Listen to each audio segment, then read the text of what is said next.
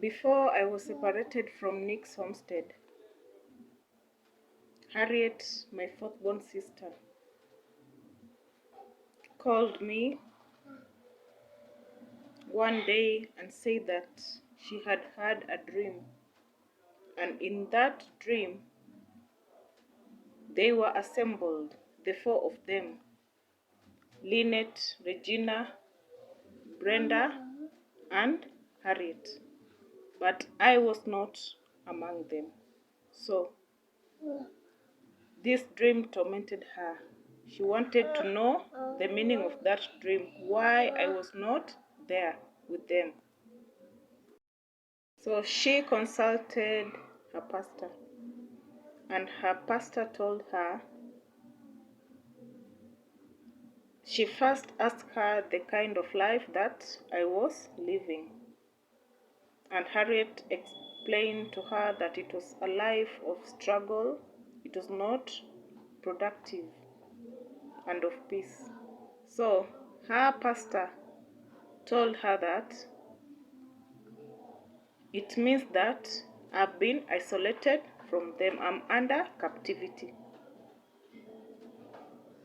Furthermore, just after I was separated from Nick's homestead, again I was told that Jenna, she is my niece, the firstborn daughter to Lynette Juma, also had a dream. And in her dream, she was there at the house that we used to live with Nick in the homestead. And she could see that Nick's mother was in my house, seated at the center. And she was surrounded with maggots, only maggots.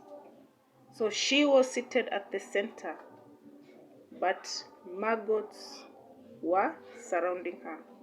And she was trying to pull me inside the house, but Jenna and others were trying to pull me outside from entering that house. So Nick's mother is wicked, a witch. They were just hiding, but they are people who have exalted idols. Now when I shifted to Lillian's No One But You salon, another thing happened. That area is a business center. Now, adjacent to Lillian's salon was a cyber belonging to Humphrey Ndega. And this cyber, again, now that I was working at Lillian's No One But You salon, there again I met Gideon Manyasi. Remember, the first time that I met Gideon Manyasi was in 2016 when I used to operate the M-Pesa business with Ruth Adema, because he was a frequent customer to us. But here again I have met Gideon Manyasi. So he was the person in that area that was familiar to me. So we used to greet each other but not talk much. But while I was in the early months of my pregnancy, one day I was heading to the shops. There's a corridor. It is past the cyber cafe, then a corridor, then to the shops on the forefront. So he was with Humphrey Ndenga, and he spoke and said, he was asking me that I decided to trample his heart down. So I was asking him how and why. How did I ever trample your heart down? He said that he will tell me. And again he spoke that I am his rib. So I was just wondering, where has all this come from? But still, I was relating his statement with the life that I am having with Nick. So I was still asking myself, now, am I not, is my stay with Nick not my marriage? And why did he say that I am his rib?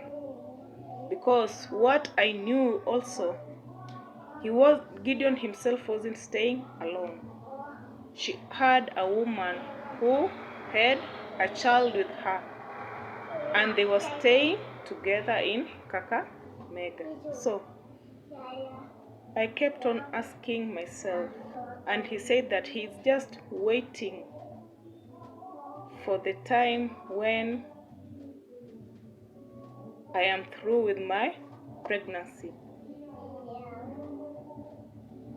that I'm having of my second child, because I am his rib and he will wait. So I was just asking myself so many questions, because already here I am with my second child, but here he insists that I am his rib. So somehow I was confused. But I continued praying and said the truth will be out. So again, one time he met me and he said that he hit me on my back and touched my back. And he said that there are still 2 more babies, sons, that I will carry for him. So I was looking at him surprised with whatever he was talking, because the way he was, it wasn't a joke.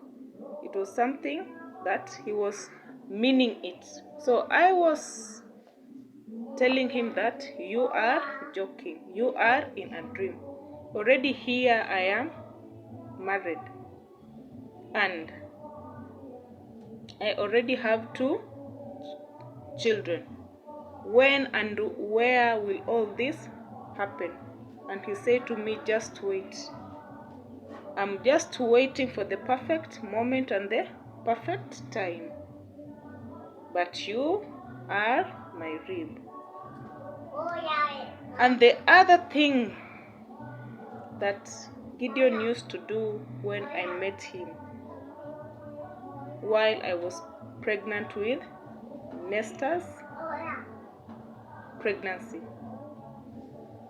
mostly the first thing that he will do, he will never greet me by hand. But whenever he meets me, the only thing that he wanted to do is to touch my belly. So I was asking him, why is he doing that? He said that he just wants to touch that belly. And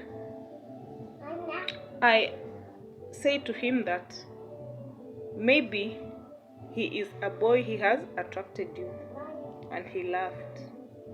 And also, many times as I walked on the road, I used to just meet men.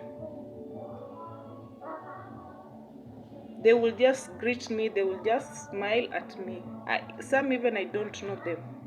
But as if whenever they spotted me with that pregnancy, like they got excited. So I never understood why. So after giving birth